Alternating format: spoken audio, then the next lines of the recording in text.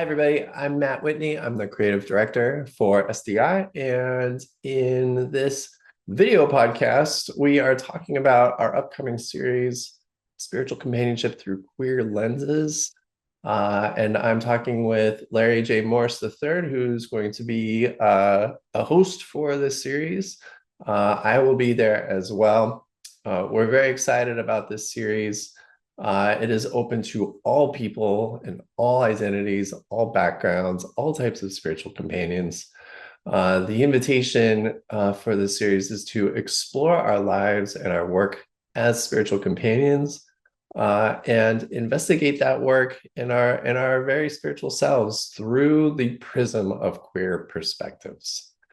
Indeed, we can understand queerness as a wisdom path, as a one which, along with our other spiritual traditions and orientations, offers deep wisdom to us. It offers profound insight and can offer liberation, spiritual liberation. And in true openness and inner spiritual dialogue, which we do at SDI, all of us, queer or straight, can glean insights from the spiritual jewels of the mystical path of queerness. If that statement invites excitement and possibility for you, then this webinar is for you. And also if it invites some discomfort, we would also invite you to join us. And we'll get into that a little bit in this conversation. Hope you enjoy. Okay. I can do that. I can show up and ask questions. ask questions and be in conversation. I think what you bring, Larry, is like a real thoughtful, I don't want to say academic, but I mean, we were just talking about it. This is part of your PhD is the intersection of Black queerness and spirituality and preaching and theology. And so I'm going to be, we will be kind of leaning on you to kind of hold the torch, as it were, for this broad perspective on queerness, and really it's perspectives, right? Which is why this was your idea to call it Queer Lenses, Spiritual Companionship Through Queer Lenses. Yeah. So maybe I'll just ask you that question. Like, why is it important to say that in a plural sense? Yeah, I think it's important because there's not just one like understanding or interpretation or definition of queer, right? There are, like this idea of moving beyond binaries, but I think naming that there are many lenses opens up space for us to really talk about the different understandings of queerness and the ways in which people see and experience and define queerness in much of a broad way. And I think for us, it's important to be intentional on helping people understand that there are many perspectives. And I think sometimes we say a queer lens, it just limits even queerness to one particular perspective, one particular lens, one particular voice. And lenses almost requires us to be aware, to look out for, to pay attention to the various queer voices and lenses and experiences. Yeah. Seems like there is a tension between and I want to ask you about like even just how you would define queerness, which to me, like what's beyond binaries is the name of the webinar, right? And the idea of queerness is like being critical of these boundaries that are learned or cultural and moving past them. But while also kind of maintaining sort of a rigorous eye for like for what? Whether we're like too narrow in our definitions or too broad? Like, how do you understand that? Yeah, so I mean, queerness, the term queer is used in many different ways. So one, I think we talked about before in a previous webinar is around an umbrella term for LGBTQIA folks, right? And then queerness as pushing beyond binaries, right? Like, like you said, as a tool of interrogation is a term that I've been thinking about lately. Like pushing against what's considered normal, right? Like this is the thing that's normal, whatever it is, whether it's sexuality, whether it's spiritual companionship. And then how do we understand what's normalized, even in spiritual companionship, right? And then how do we push beyond that? Not in a way of like we just tearing stuff down for the sake of tearing it down or pushing beyond for the sake of pushing beyond, But because we know the divine is expansive, right, and the divine cannot really be limited, and spiritual companionship, like how do we push beyond even our narrow definitions of the divine, our narrow definitions of what it means to accompany someone? And I think a queer lens allows us to do that. Is to understand what's normalized, but also it invites us and almost kind of demands for us to look beyond what's normalized and to think about other possibilities. Hmm.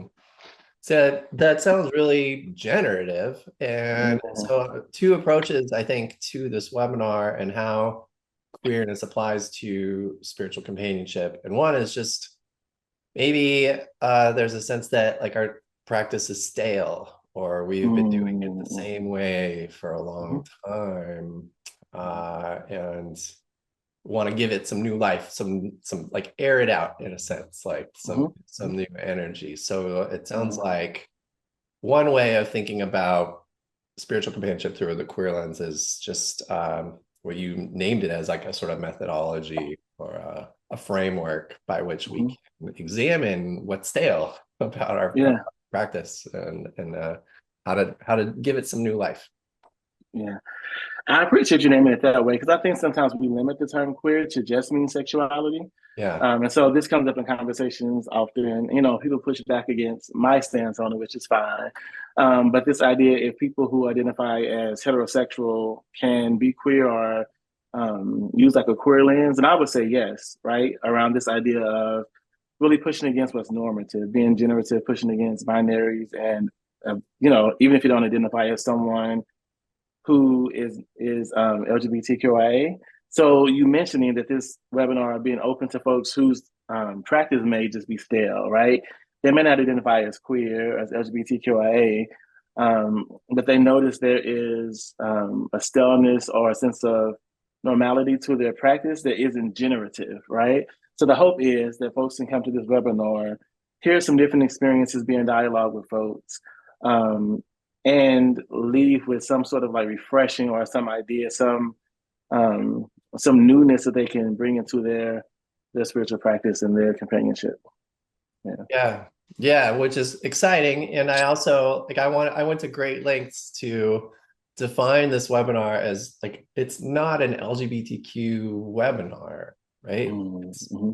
It is very much for everybody, like however you identify, queer, straights, and maybe even especially straight folks, like, because or you know, I mean, speaking as a straight folk, like there's thing, and I think we're all a little bit queer, but like there's things we can learn, you know. It's and this is the other really important angle I think for this series is understanding queerness as a spiritual path or even a mystical path. One in which we can have a direct encounter with the divine in a queer way. And I wonder if you could speak to that a little bit, or if you have an understanding of Yeah. I think that mysticism and contemplation are in some ways inherently queer, right?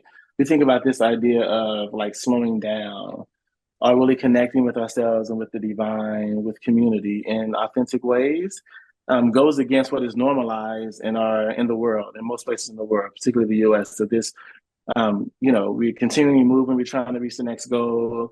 We're trying to follow particular like religious practices, like these things that are like these do this and that. I think mysticism and really having some intentionality on encountering the divine and encountering yourself is already queer because it goes against what's normalized, right? I think even contemplation, like as I said, is inherently queer, but sometimes the way in which we understand contemplation can become limited. It can become like normalized. The only way that you can be a contemplative is if you sit down for 10 minutes. You know, that's the only way that some people understand contemplation. But to queer that, there's many different ways that folks can be contemplatives can enter into a state of contemplation or be a contemplative. And so this webinar, we will explore the various ways that you know, that contemplation is queer, but also how to queer that. The other thing that makes me think about is you kept talking about like this newness and freshness in our practice, but sometimes we need newness and freshness in our own lives, in our own like contemplative lives. Yeah. And sometimes we pick up on something that someone else said, right? A practice that someone else may name or mention, or an experience that someone else may have, that opens up our understanding and opens up the possibilities that we have as we encounter the divine in ourselves and community. And so when I think about, queer lenses, I'm excited to hear what presenters talk about, what may come up in the group. Because, with SDI, there's always some lively conversation when folks bring their experiences as well. And again, I think all of that is pushing against whatever is normative for us. And so, really just excited about the possibilities of the webinar. Yeah, me too. And I'm excited. We've got some new voices that we're bringing kind of to the table. I mean, not new, like people from our community, but people who haven't necessarily like done webinars or conferences for us before, and yeah, these different perspectives. And just to come, like, well, my hope is just that people come and are just open-hearted and just listening and considering for themselves, like in what ways is my own spiritual companionship practice queer? What ways is my own spirituality, or the ways that I approach contemplative practice, my own my own sense of God or the divine,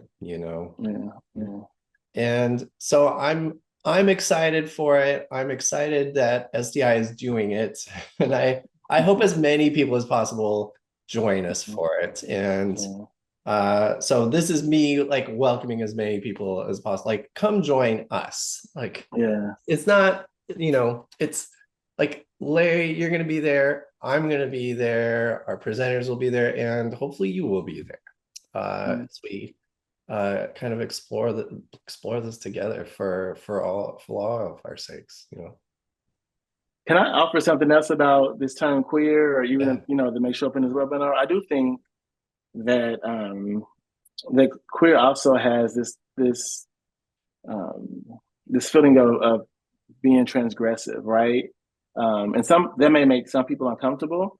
And so I invite folks who are not afraid to enter into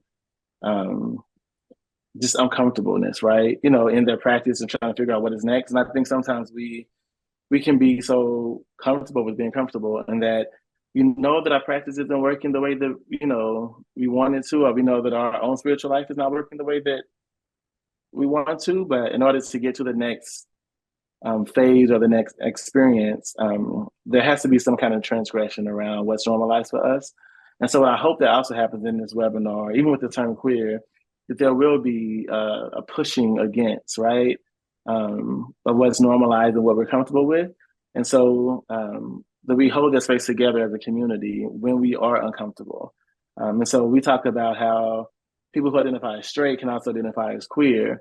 But just because someone is LGBTQIA doesn't mean they're necessarily queer if they're not comfortable with moving beyond binaries, or they're not comfortable with being transgressive, like in the most holy way possible, right? And so I just want to offer that too, that spirituality is about